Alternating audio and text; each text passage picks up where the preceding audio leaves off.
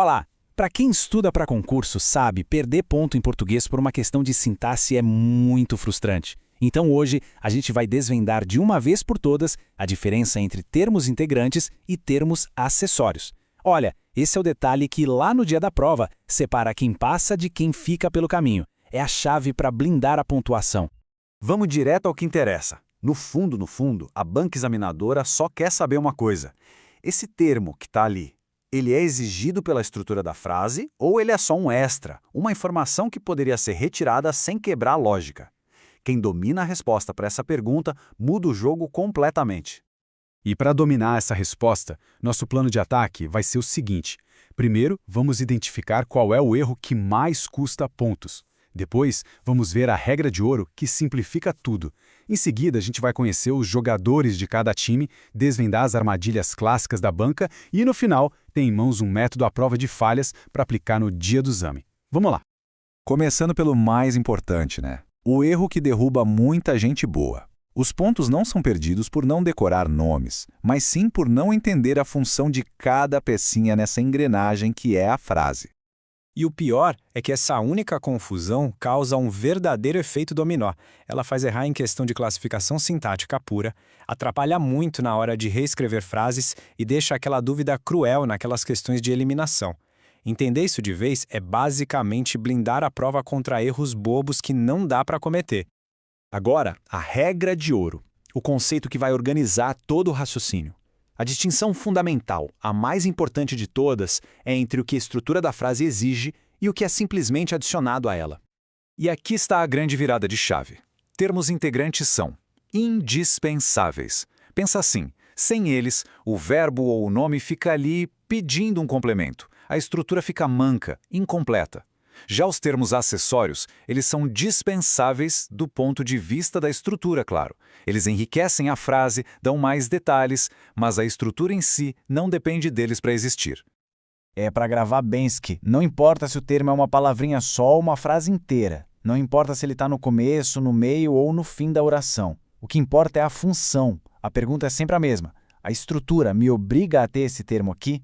Se a resposta for sim, ele é integrante. Simples assim.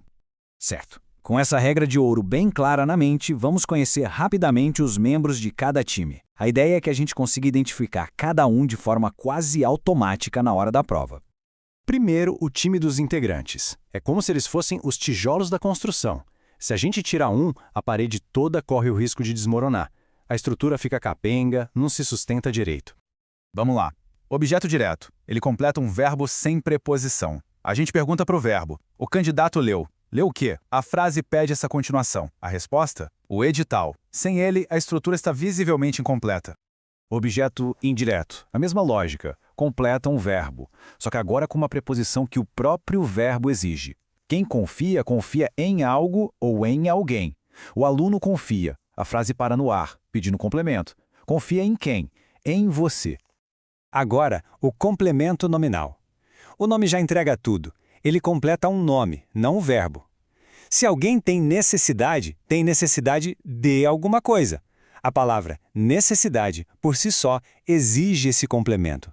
Necessidade diz tudo. E, por fim, o agente da passiva. Ele vai indicar quem pratica a ação lá na voz passiva. A prova foi elaborada.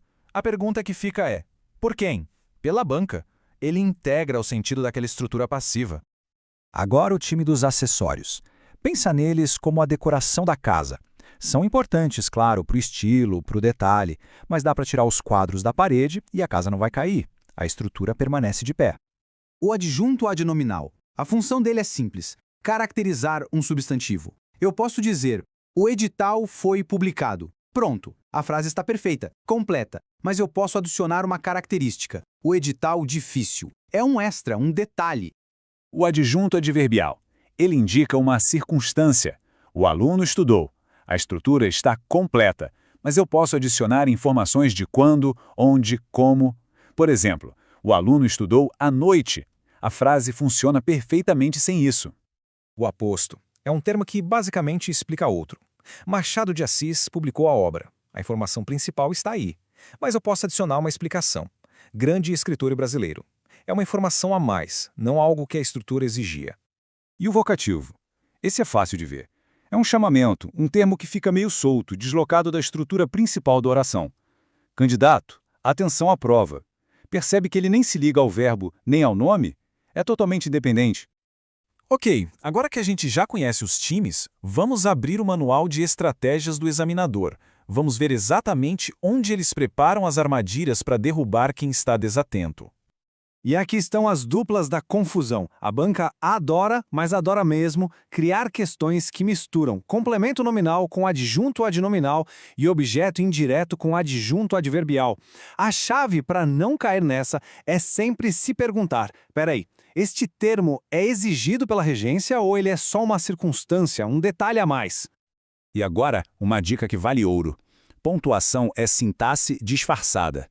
Geralmente, termos acessórios, justamente por serem extras, admitem ser isolados por vírgulas. Já os integrantes, por serem essenciais, não podem ser separados do termo que eles completam. Então, o olho tem que estar vivo nas vírgulas da frase. Olha, a banca monta as alternativas erradas contando com estes exatos erros de raciocínio, que a pessoa classifique pela importância do sentido, que ignore a regência do verbo ou do nome, que pense que toda preposição indica um termo integrante, e o clássico dos clássicos, esquecer do agente da passiva. É um roteiro muito previsível. Certo. Para não cair nessas armadilhas, não adianta só saber a teoria. É preciso ter um método, uma sequência de passos para aplicar na hora da prova, com calma, com segurança, sem deixar o nervosismo tomar conta. E o método é este aqui, simples e à prova de balas. Primeiro passo, localize o verbo ou o nome. Segundo, analise a regência dele, o que ele pede. Terceiro, faça a pergunta de ouro. Esse termo é estruturalmente indispensável? E quarto, com a resposta em mãos, é só classificar. Quem segue esse método erra muito menos. É batata.